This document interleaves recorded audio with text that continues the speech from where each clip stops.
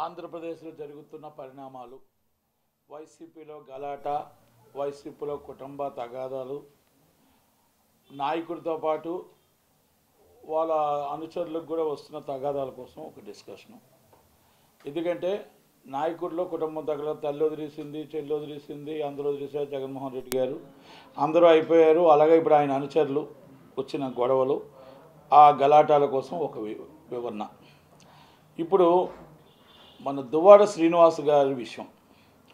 దువ్వాడ శ్రీనివాస్ గారి విషయంలో భార్య వాణి గారు, ఇద్దరు పిల్లలు, దువ్వాడ శ్రీనివాస్ గారు ఒక భార్యాభర్తలు. వాళ్ళ విషయంలో ఇప్పుడు మేము కూడా ఇన్వాల్వ్ కాకూడదు, కానీ అక్కడ ఆమె మాధురి గారు మాట్లాడిన మాటలకి, రెండోది జగన్మోహన్ రెడ్డి గారు మరి దీన్ని సీరియస్గా తీసుకుంటారా, సిల్లీగా తీసుకుంటారా? ఎందుకంటే మరి మా పార్టీ ఇంతే, మా పార్టీ వ్యవహారాలు ఇంతే అని అంటారా? ఎందుకంటే రోడ్డు మీదకి ఎప్పుడైతే పబ్లిక్ డొమైన్లోకి వచ్చిందో ఇది పార్టీ కూడా సీరియస్గా తీసుకోవాలి. కాబట్టి మరి తీసుకుంటుందా తీసుకోదా అనేది వేచి చూద్దాం.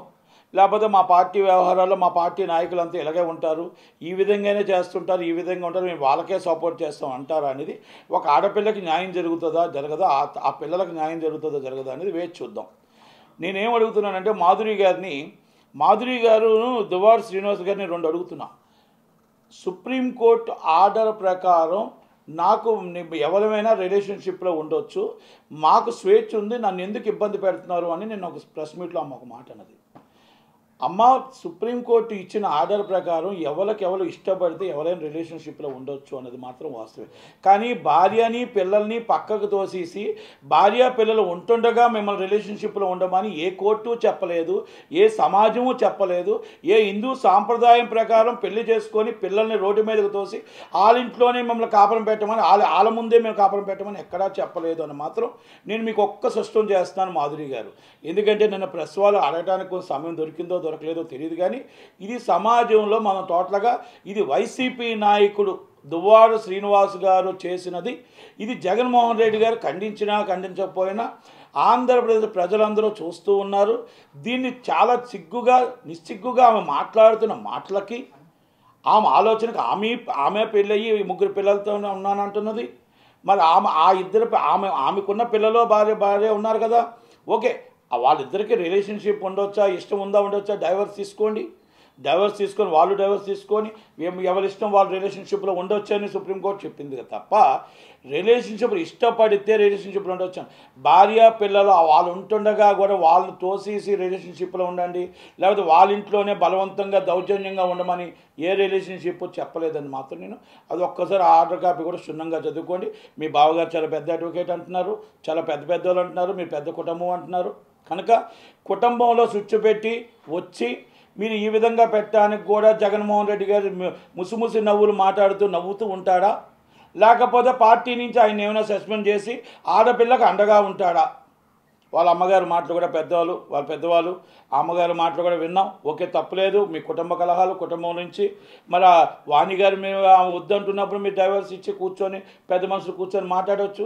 ఓకే, జగన్మోహన్ రెడ్డి గారు కూడా డైవర్స్ ఇచ్చేయండి, ఎలాంటి వాళ్ళు ఉండొద్దు, ఇలాంటి వాళ్ళతో ఎందుకు కాపురం చేసామని అంటున్నారు అని చెప్పి అంత పెద్ద ఆమె అన్నారు.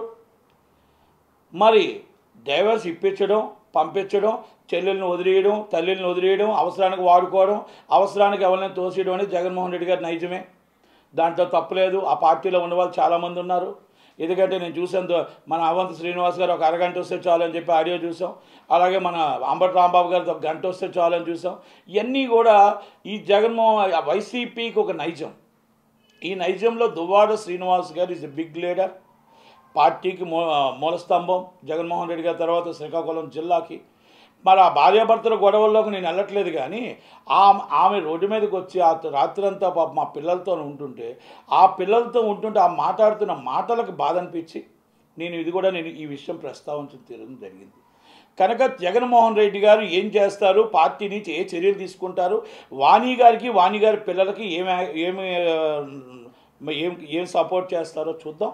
మరి వాళ్ళ అమ్మగారు చెప్పిన మాట ప్రకారం మామూలుగా ఇండివిజువల్గా ఎవరైనా ఉంటే డైవర్స్ తీసుకొని ఏదైనా చూసుకొని చేయొచ్చు, కానీ ఈ విధంగా మాధురి గారు మాట్లాడిన మాటలకి వాళ్ళ కుటుంబం కానీ వీళ్ళ కుటుంబం కానీ ఇద్దరు విడిపోయిన తర్వాత మీరు ఏదైనా చేసుకోండి, రిలేషన్షిప్ ఉండండి, కానీ ఇది మన సమాజంలో సిగ్గుచేటు.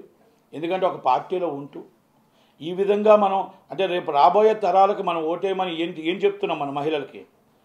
మన రాబోయే తరాలకు ఏం చెప్తాం? మీరు పవన్ కళ్యాణ్ గారి కోసం మాట్లాడేది? పవన్ కళ్యాణ్ కోసం మాట్లాడేది అన్ని పెళ్ళిళ్ళో ఇన్ని పెళ్ళిళ్ళో అని చెప్పిన మాటలు మాట్లాడేది? అంటే మీ దగ్గర అన్ని తప్పులు పెట్టుకొని మీరు పవన్ కళ్యాణ్ గారి కోసం మాట్లాడే ఆయన నీతికి నిజాయితీకి మారుపేరు. ఆయన చెప్పిన మాట ప్రతి దానికి కూడా ఆయన అఫీషియల్గా డైవర్స్ తీసుకొని చక్కగా వాళ్ళ కుటుంబాన్ని ఎవరికి కూడా ఇబ్బంది రాకుండా చేశారు. మీలాగా రోడ్డు మీదకి రాలేదే, మీలాగా వాళ్ళ ఫ్యామిలీస్ రోడ్ల మీద కూర్చొని డైవర్స్ ఇవ్వకుండా ఆడపిల్లల్ని ఇబ్బంది పెట్టలేదే జగన్మోహన్ రెడ్డి గారు. మరి దీనికి సమాధానం చెప్పాల్సిన బాధ్యత జగన్మోహన్ రెడ్డి గారికి ఉంది. ఎందుకంటే ఇది పార్టీ వ్యవహారం కాదు, పబ్లిక్ డొమైన్లోకి వచ్చింది కాబట్టి మేము అడగడానికి అందరికీ రైట్ ఉంది. ఎందుకంటే పవన్ కళ్యాణ్ గారి కోసం మీరు అన్ని మాటలు మాట్లాడారే, అసలు మీరు అనుచరులు మాట్లాడారంటే మీరు కూడా మాట్లాడారే. మూడో పెళ్ళి ఆఖరికి నాలుగో పెళ్ళి నేను చేసుకుంటాను రా అన్నారు పవన్ కళ్యాణ్ గారు. నాలుగో పెళ్ళి నువ్వేనా అని అడిగారు, సరిపోయింది కదా. అంటే నేను ఎందుకు అడుగుతున్నానంటే మీ నాయకత్వంలో మీ అనుచరులంతా ఇలాగే చేస్తారా? రేపు రాబోయే తరం మొన్న కానీ 2024 గెలిపించుంటే మీరు ఒక చట్టం తెచ్చేవారా? ఆడపిల్లలకు అన్యాయం జరుగుతుంటే మరి ప్రతిపక్ష నాయకుడిగా నా ప్రతిపక్ష హోదా కావాలి, నాకు బుల్లెట్ ప్రూఫ్ కావాలి, నాకు 1000 మంది సెక్యూరిటీ కావాలి అయ్యి అడుగుతారేంటండి? మీ పార్టీలోనే ఇన్ని జరుగుతుంటే ఆడపిల్లలకు అన్యాయం జరుగుతుంది. కనుక దయచేసి దానికోసం ఏం సమాధానం చెప్తారో మీరు చెప్పండి. లేదు అనుకుంటే మీరు పార్టీ నుంచి ఇమీడియట్గా సస్పెండ్ చేస్తారా? లేకపోతే ఆడపిల్లకి అన్యాయం చేస్తే మేము చూస్తూ ఊరుకుంటాం, మా పార్టీ ఇంతే, మా పార్టీ విలువలు ఇంతే అని మీరు అంటారనేది మీ విజ్ఞతకే వదిలేస్తున్నాను జగన్మోహన్ రెడ్డి గారు.